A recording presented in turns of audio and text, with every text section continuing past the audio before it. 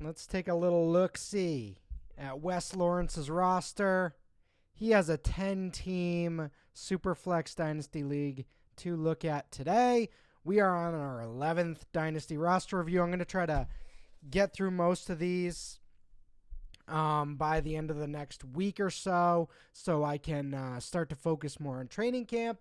But, we're probably going to get 3 out this week, so I'm excited about that. And shout out to Ray Schick.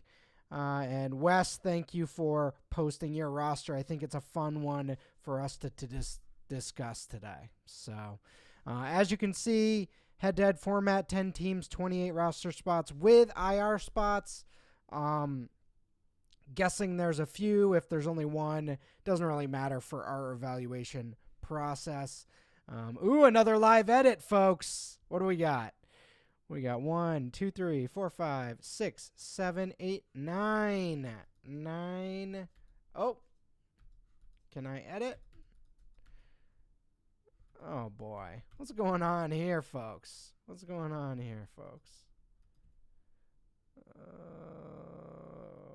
Who knows? Who knows, Wes? We got craziness going on here. Here we go. 9 roster spots. Let's edit that. Boom. All right. Good to go. We got 9 starting spots here for Wes. And once you see this roster, you'll see that should not matter much. So let's just get into it. So one thing I preach with Superflex is just how important it is to at least get 2 quarterbacks that are viable. It is really, really hard to trade for quarterbacks outside of, one quarterback leagues. If you're in a Superflex league, you know how hard it is to trade for even a guy like Matt Ryan or Jameis Winston. Is hard to peel away from another owner because it's just there's so for this league, there's 10 teams. There's 32 total starters. And really, there's like 25 to 20 guys who you feel like could start multiple years. We're constantly going through cycles of dumping out those bottom half quarterbacks and getting replaced by these new quarterbacks coming into the NFL. So the fact that there's Justin Herbert and Joe Burrow, 2 of my top 5 dynasty quarterbacks in here, is like a super good sign that this is a healthy roster. Herbert is just immaculate in every way, as is Joe Burrow the past couple years.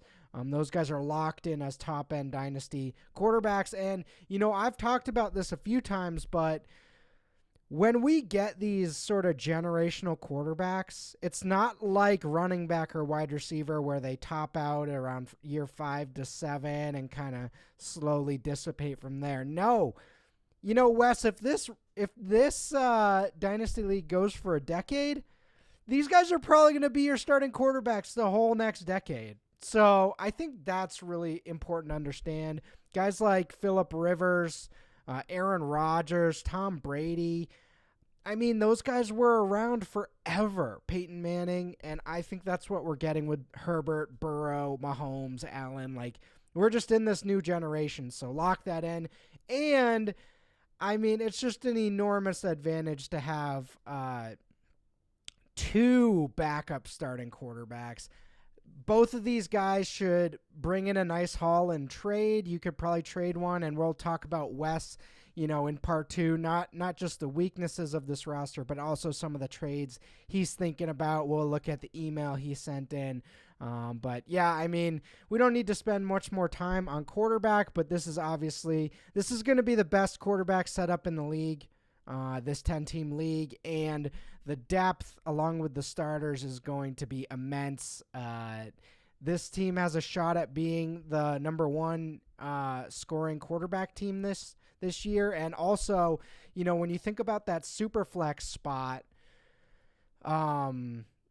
that certainly, it's basically a quarterback if you have a good quarterback, and we do here. So even on bye weeks, you're going to have a quarterback in that super flex spot, which is not something everyone can say. So lock that in. Let's move to running back. Running back, you have Jonathan Taylor. Good Lord. Herbert, Burrow, and Jonathan Taylor in one team is pretty aggressive to start. So we obviously know if Taylor stays healthy, we're looking at a high-end RB1 season. You're locking that in pretty easily. The Kenneth Walker, Cam Akers, J.K. Dobbins. I know Wes asked if that was a weak running back depth chart. I suppose for a 10-team league, that's not the strongest we've seen, but it's certainly not weak. Akers and Dobbins, both question marks coming into the year, but we do have Madison or Edwards here. We do sort of have Madison as another handcuff if, things don't go right. Maybe Dalvin gets hurt and we have Madison.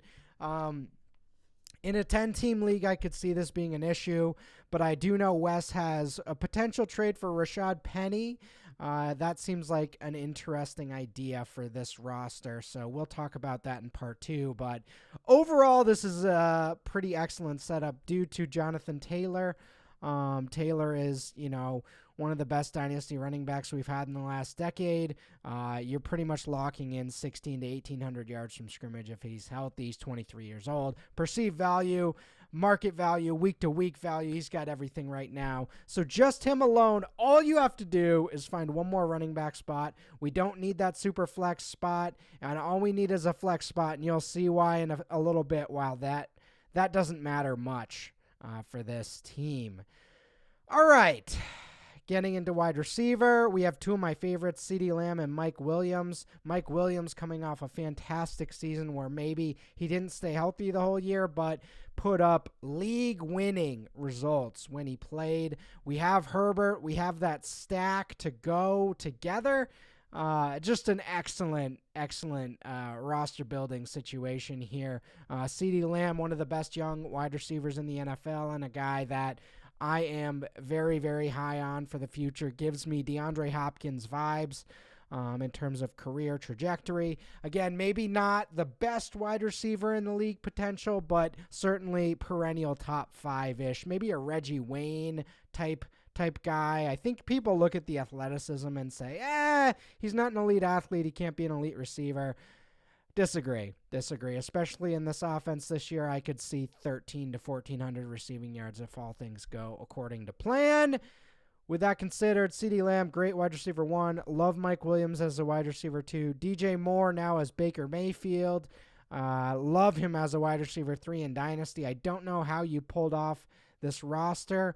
I suppose you probably got Mike Williams late last year, so that's probably what went on here. But the combination of Lamb, Williams, and Moore is, pretty fantastic. You only need to start 2 wide receivers, so that flex spot, you're going to have some fights on your in your locker room here between DJ Moore, Cam Akers, J.K. Dobbins, and Mark Andrews, because, it's Cortland Sutton as well. This is going to be tough to do some of these start-sits every week. So Cortland Sutton again has Russell Wilson now, certainly getting up there in age, but kind of like Mike Williams, I love the situation the next couple years. So I'm riding the Sutton train. Love him as a win-now contending piece on this roster. Calvin Ridley is a bummer. Obviously, him throwing down a few parlays sucks that he's going to get suspended for the year, but next year his dynasty rating will be higher up. I just had to penalize him for, missing an entire year before the season even starts. That's tough to trade for. Alec Pierce, Terrace Marshall, interesting depth pieces. Not going to play, barring extreme bye week attrition here, but worth rostering. And then, the Kyle Pitts. Good Lord. Kyle Pitts and Mark Andrews, those are my tight end 1 and tight end 2 in Dynasty. It's probably a little overkill. We probably don't need both of these guys.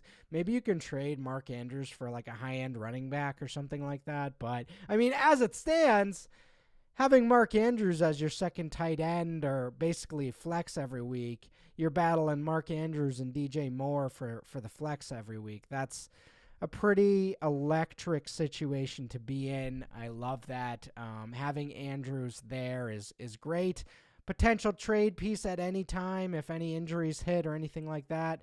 you're going to be more than fine. So, yeah, this is just about as good as it gets. I could see having, when you have this many assets, adding that third stud wide receiver, or that, in Wes's case, maybe that second stud running back would be great. But I'd imagine some of these players are going to be looking at this team in particular and saying, God, I really don't want to give Wes that second stud. So might be tough to have Wes get trades off in this league once he really slides into this super team. But what are you going to do? So yeah, this is obviously really optimal in terms of the build here.